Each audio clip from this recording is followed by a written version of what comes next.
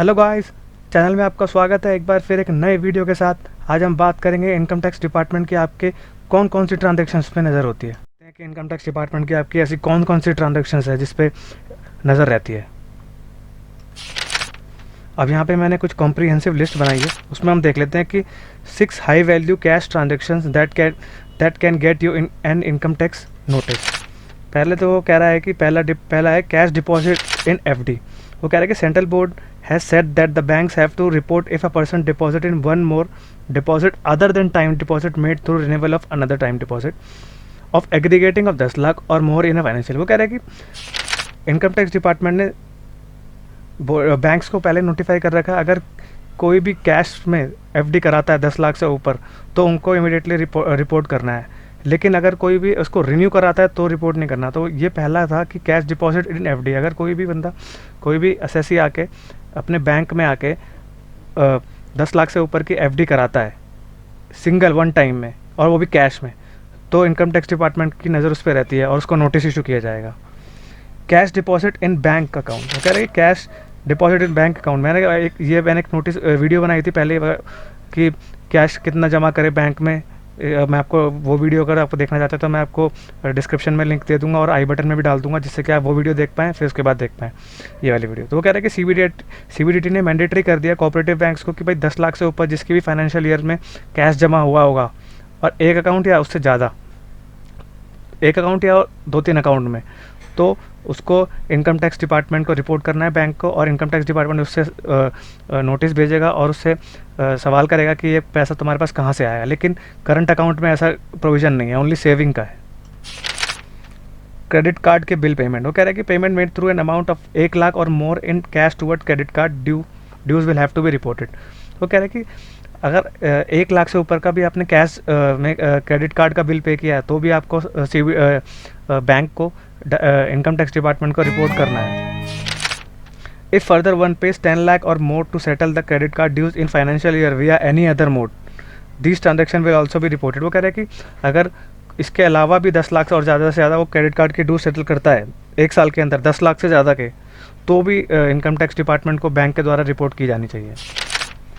अब आता है कि प्रॉपर्टी ट्रांजेक्शन में भाई सबसे ज़्यादा घपला होता है कैश का, और बहुत इजी वे होता है क्या। तो कह रहा है कि property register will have to report to tax authority purchase or sale by any movable property for account. 30 lakh से ऊपर की जो भी प्रॉपर्टी होगी कैश में अगर दी है तो रजिस्ट्रार वालों को डिपार्टमेंट वालों को नोटिफाई करना है कि किसने ये भी प्रॉपर्टी खरीदी है और ये प्रॉपर्टी खरीदी है बेची है। Purchase of sale shares mutual fund debenture and bonds, वो कह रहे हैं कंपनी और institution issuing bonds will have to mandatory report from any person an amount aggregating 10 lakh से ज़्यादा का अगर फाइनेंशियल ईयर में अगर उसने कैश में उसने अगर शेयर्स वगैरह खरीद लिए तो जो बैंक को है उसको वो रिपोर्ट करना पड़ेगा डिपार्टमेंट को। परचेज ऑफ फॉरेन एक्सचेंज, वो कह रहा है कि फॉरेन एक्सचेंज 10 लाख से ऊपर की खरीद लेगा, traveller cheques forex card debit card जो भी होगा 10 लाख से ऊपर का, तो इनकम टैक्स डिपार्टमेंट को वो रिपोर्ट करना होगा। अब वो कह रहा है कि 6 high value cash transaction that can get you in income tax notice. वो कह रहे हैं कि अब FAQs में कह रहे हैं कि अब ये जो 6 जो ट्रांजेक्शन्स थी वो इनकम टैक्स नोटिस आपको दे सकती है लाके। वो कह रहे हैं कि how do you find high value transaction, you can verify your form 26 AS under section AIR section if investment or expenses has been classified as high value transaction. वो कह रहे हैं कि आप SFT में भी जाके देख सकते हैं, SFT में भी आता है, और 26 AS में भी जा सकते हैं, और AIS में भी जाके आप देख सकते हैं, या AIR लिख दिया या AIS है, कि आपकी जो हाई वैल्यू ट्रांजैक्शन है उसकी रिपोर्टिंग कैसे करता है इनकम टैक्स डिपार्टमेंट। हाँ, मतलब दिखाता है, और अथॉरिटी वाले कैसे रिपोर्ट करते हैं। वो कह रहे हैं कि 10 लाख से ऊपर का कैश डिपॉजिट किया है तो अब फाइनेंशियल ईयर और more account current and time deposit should be reported mandatory by the bank, वो तो बैंक के द्वारा रिपोर्ट किया जाएगा। अब वो कह रहा है कि इनकम टैक्स डिपार्टमेंट कैसे ट्रेस करता है हाई वैल्यू ट्रांजैक्शन को। Reporting authority such as post office, banks, registrar and company should inform about high value transaction to the director of income tax by filing form 16A form file करना पड़ेगा सबको high value transaction declare करने के लिए,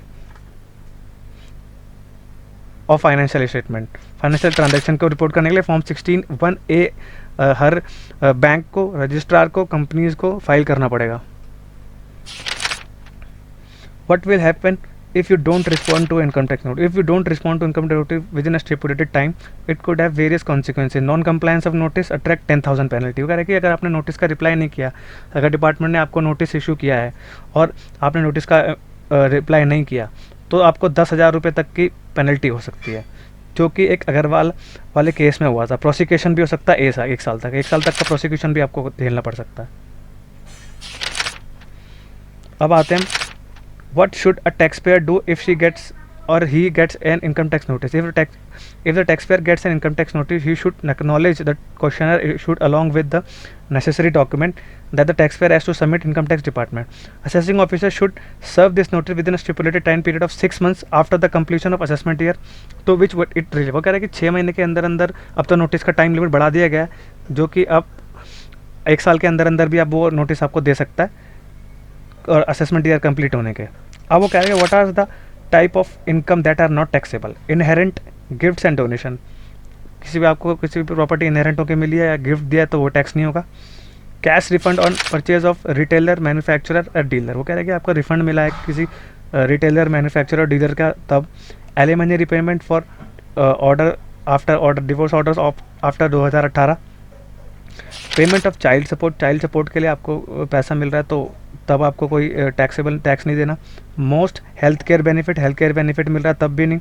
money that is reimburse from qualifying option के द्वारा कोई भी पैसा आपको मिल रहा है तो वेलफेयर पेमेंट की जो कि आपको कोई सोसाइटी के द्वारा मिल रही है, तो इन ट्रांजेक्शन्स पे आपको टैक्स नहीं देना है। तो गाइस एक यही था एक कॉम्प्रिहेंसिव लिस्ट। तो high value transaction, cash transaction को इनकम टैक्स डिपार्टमेंट की नज़र रहती है, जो कि एक असेसी को अगर नहीं करना चाहिए। तो गाइस छोटा सा यही वीडियो था जो मैंने आपको एक इन्फॉर्मेशन के लिए डाला था। अगर आपको इस वीडियो में कुछ भी अच्छा लगे तो मेरे चैनल को लाइक, सब्सक्राइब और शेयर करिए और बेल आइकन भी प्रेस कर दीजिएगा, जिससे कि मैं आपके लिए ऐसे ही इन्फॉर्मेटिव वीडियोज़ लाता रहूँ और आपको ऐसे ही समझाता रहूँ, और आप भी ये वीडियो देख के कुछ इन्फॉर्मेशन गेन करें और ऐसी चीज़ें फ्यूचर में ना करें जिससे आपको income tax department notice issue करे और आपके पास कुछ जवाब ना हो और आपको पेनल्टीज़ भी देनी पड़े। एक बात और बताना चाहता हूँ यहाँ पे, अगर आपकी FD सपोज़ कीजिए कि 10 लाख से नीचे है और आपके पास 2-3 अकाउंट है, तो अगर आपकी FD 10 लाख से नीचे है तो आपको जो बैंक जो होगा वो रिपोर्ट नहीं करेगा FD को। लेकिन क्या होता है कि उसके FD पे इंटरेस्ट मिलता है। इंटरेस्ट अगर 40,000 से ऊपर का हो जाता है तो आपको 10% का TDS काटना होता है। तो वो क्या करेगा कि बैंक आपका TDS तो काट लेगा लेकिन रिपोर्ट नहीं करेगा। तो अगर आपको FD भी करनी है तो कैश में तो आप 10,000 लाख से कर ही नहीं सकते हैं दादा की, और अगर आपको FD करनी भी है तो आप अलग अलग तोड़ के बैंक से कर सकते हैं। Thank you very much.